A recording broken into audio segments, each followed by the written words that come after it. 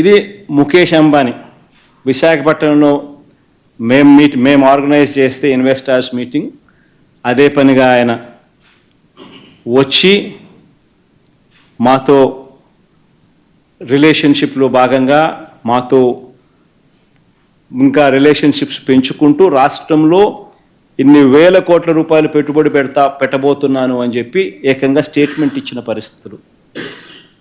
ఆ స్టేట్మెంట్లో భాగంగానే ఫిబ్రవరి 2వ తారీఖునే, అంటే ఫిబ్రవరి 2, ఈ సంవత్సరం 2024 ఫిబ్రవరిలోనే 8 ప్రాజెక్టులు ఆల్రెడీ ఎథనాల్ ప్రాజెక్టులు ఆల్రెడీ కట్టడం మొదలుపెట్టాడు.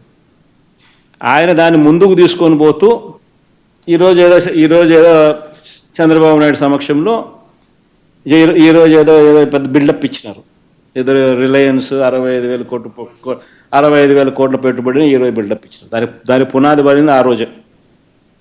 దాని తర్వాతనే ఫిబ్రవరి 2వ తారీఖున ఫిబ్రవరి 2, 2024 ఫిబ్రవరి మాసంలో వాళ్ళు 8 ప్రాజెక్టులు ఎథనాల్ ప్రాజెక్టులు వాళ్ళు ఆల్రెడీ బయో ఎథనాల్ ప్రాజెక్టులను వాళ్ళు స్టార్ట్ చేస్తూ రిఫైనరీ స్టార్ట్ చేస్తూ 8 ప్రాజెక్టులు అప్పుడు స్టార్ట్ చేసినారు ఫిబ్రవరి మాసంలో. మరి ఏ దానికైనా బిల్డప్పే. ఆదిత్య మిట్టలు ఒరిస్సాలో 104,000 కోట్లతో 24 మిలియన్ టన్నుల స్టీల్ ప్లాంట్ అక్కడ కడతా ఉన్నారు. చంద్రబాబు నాయుడు అంటాడు చంద్రబాబు నాయుడు కొడుకు. ఆంధ్ర రాష్ట్రంలో 161,000 కోట్లతో 17 మిలియన్ టన్నుల గ్రీన్ ఫీల్డ్ స్టీల్ ప్లాంట్ అనకాపల్లికి వచ్చేస్తూ ఉంది అని చెప్పి చెప్తాడు. అసలు ఆయనైనా ఎన్ని కడతాడు? ఆయన లోకేష్ అనే వ్యక్తి స్టేట్మెంట్ ఇచ్చిన వెంటనే ఒరిస్సా మంత్రి, అక్కడి నుంచి బీజేపీ మంత్రి, వెంటనే ఆమె నుంచి రివర్స్ స్టేట్మెంట్, వాళ్ళు ఎక్కడ పోవడం లేదు, మా దగ్గరే ఉన్నారు, 104,000 కోట్లకు సంబంధించిన ప్లాంట్కి సంబంధించి వాళ్ళు ఆల్రెడీ పన్ను మొదలు పెట్టారు ఇప్పుడే అని చెప్పి. అంటే ఆడ 104,000 కోట్లు, ఈడ 161,000 కోట్లు. ఎవరు చెవులు పూలు పెడతా ఉన్నారు? తీరా పెట్టేటోడిని చెడగొడుతున్నారు.